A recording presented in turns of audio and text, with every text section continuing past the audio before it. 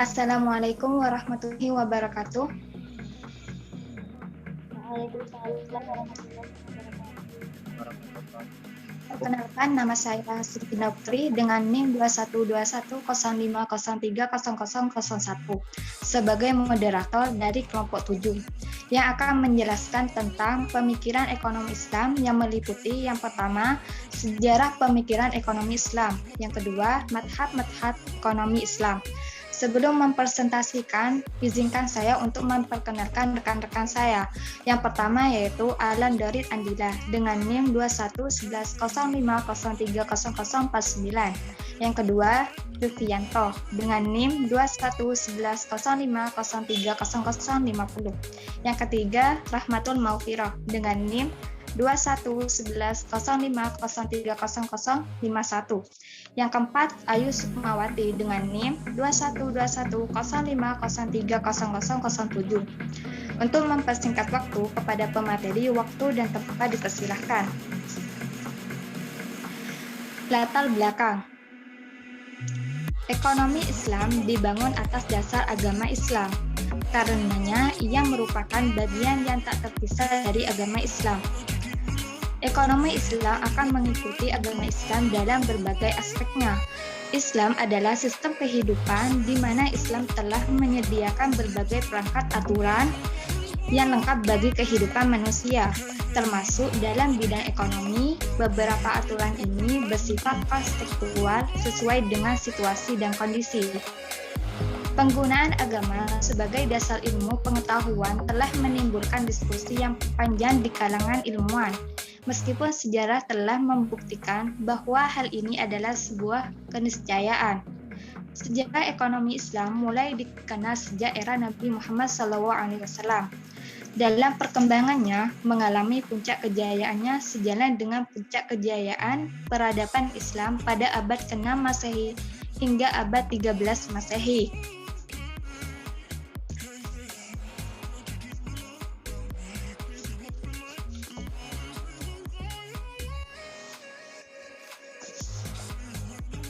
Baik, materi 2 akan saya bacakan. Sejarah pemikiran ekonomi Islam.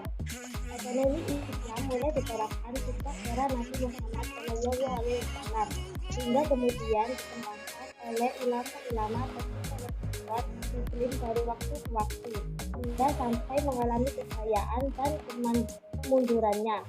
Nabi Muhammad SAW adalah seorang pedagang sulung dan jujur, membawa barang dagangan Khadijah dari Mekah ke Syam.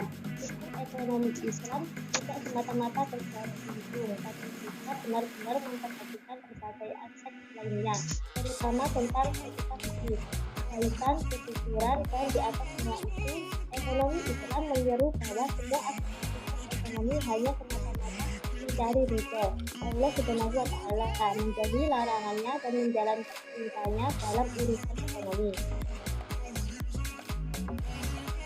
Secara pemikiran Islam memiliki tahap perkembangan dari masa ke masa, antara lain masa klasik. Pada awalnya ekonomi syariah masih sederhana. Prinsip itu hanya dari waktu Al-Quran dan lihat Nabi Muhammad SAW. Setelah beliau meninggal, Abu Bakar melanjutkan praktek ekonomi Islam dan menetapkan ada kesepakatan pembayaran zakat. Praktek ekonomi Islam di era Umar menekankan pada manajemen Baitul Mal dan pada pengelolaan lahan atau syarat yang disita dari negara ditaklukkan. Di era Utsman, ia memutuskan untuk tidak mengambil gaji dari kantongnya. Sebaliknya, ia menabung uangnya untuk investasi negara. Dalam era Ali bin Abi Thalib, pajak atas pemilihan adalah sekitar 4.000 dirham dan diperbolehkan Ibnu Abbas, gubernur Kufa, mengambil kayu sebagai zakat yang akan digunakan sebagai rempah-rempah. Dalam kewenangannya, Ali memiliki prinsip bahwa distribusi uang untuk orang berdasarkan kemampuan mereka. Waktu dan tempat saya berikan kepada moderator.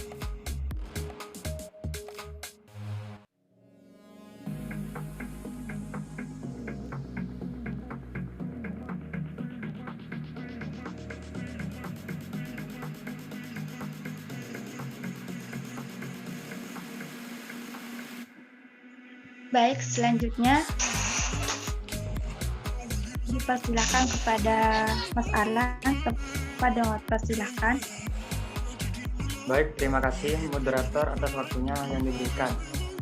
Saya Alan Doret Anjila dengan NIM 211111030049. Di sini saya akan menjelaskan tentang masa pertengahan dan masa kontemporer. Masa pertengahan atau periode penerjemahan.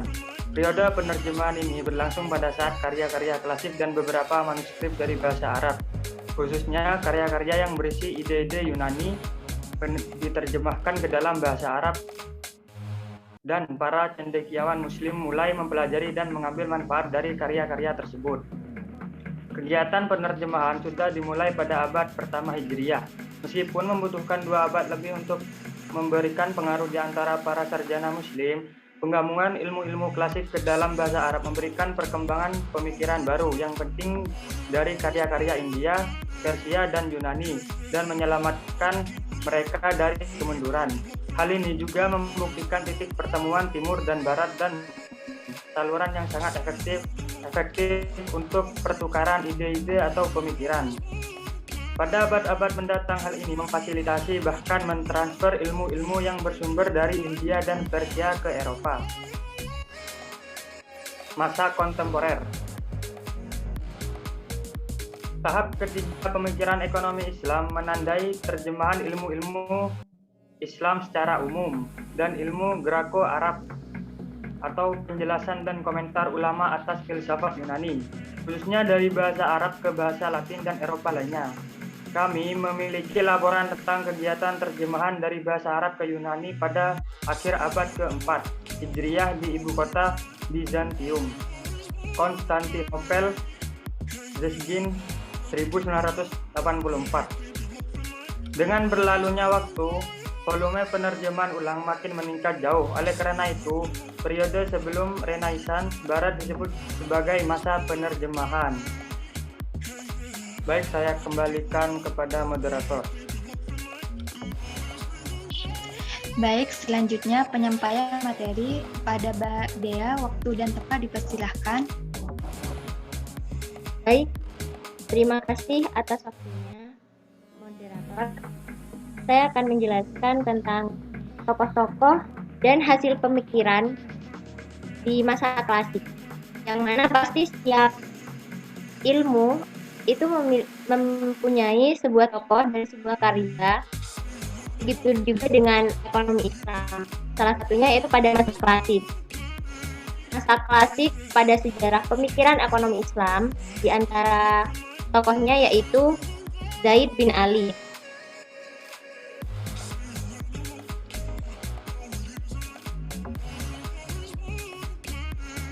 Zaid bin Ali merupakan cucu Imam Husain, yaitu seorang fuqaha yang paling terkenal di Madinah dan guru seorang ulama terkemuka.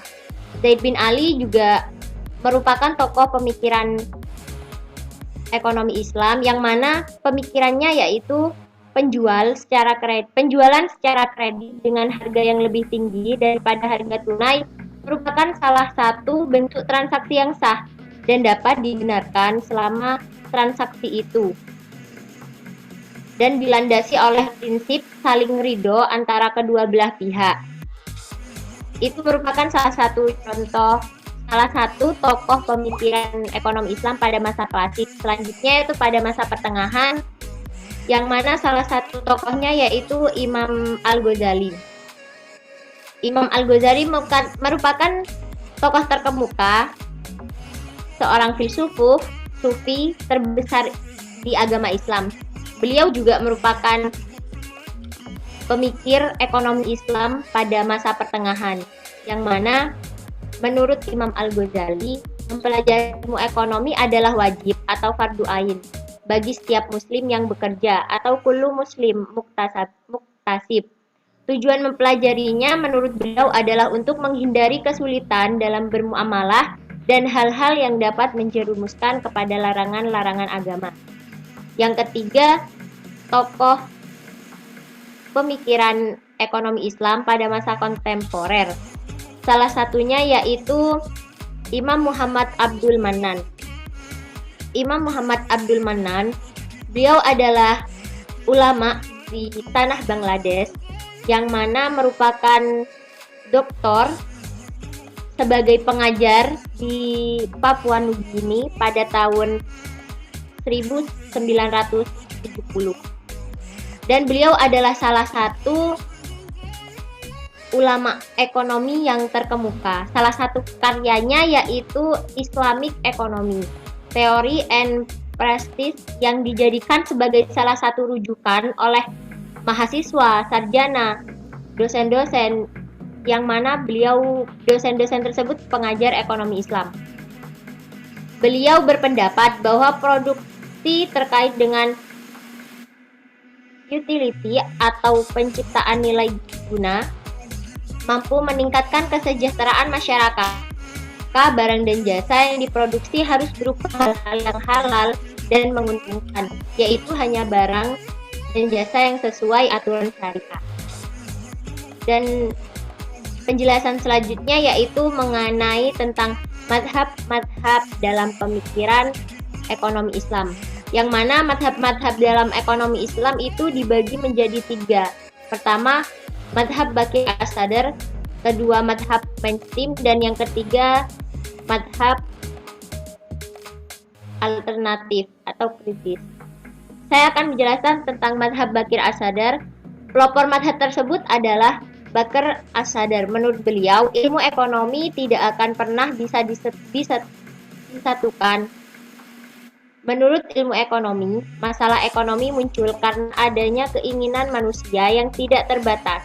Sementara sumber daya yang tersedia untuk memuaskan keinginan manusia tersebut jumlahnya terbatas. Madhab Bakir menolak pernyataan ini karena menurut mereka Islam tidak mengenal adanya sumber daya yang terbatas. Dalil yang dipakai adalah Quran Surah Al-Qamar ayat 49. Semua kebutuhan manusia sudah disediakan oleh Allah Subhanahu wa Ta'ala. Baik, saya kembalikan kepada moderator. Baik, terima kasih. Selanjutnya penyampaian materi kepada Mas Lutfi. Waktu dan tempat dipersilahkan. Baik, saya akan menjelaskan. Nama saya Yanto, NIM 211303000. Baik, saya akan melanjutkan mazhab-mazhab Islam yang kedua. Mazhab mainstream. Mazhab mainstream merupakan salah satu dari mazhab besar dalam ekonomi Islam yang berbeda pendapat dengan mazhab Bakir. Mazhab ini setuju bahwa masalah ekonomi muncul karena sumber daya yang terbatas dihadapkan pada keinginan manusia yang tidak terbatas. Yang ketiga, mazhab alternatif kritis. Mazhab alternatif sebuah mazhab yang kritis. Mazhab ini berpendapat bahwa dalam bersikap kritis tidak hanya terdapat kapitalisme dan sosialisme, tapi juga ekonomi Islam itu sendiri. Mereka meyakini bahwa Islam pasti benar, tapi ekonomi Islam belum tentu benar, karena ekonomi Islam ditafsirkan dari Quran dan Sunnah, sehingga nilai kebenaran tidak mutlak. Dalam ekonomi Islam juga dibutuhkan pengujian kebenaran yang juga dilakukan oleh konvensional. Baik, terima kasih. Saya kembali ke moderator. Baik, terima kasih penjelasan dari kami dari kelompok 7. Wassalamualaikum warahmatullahi wabarakatuh.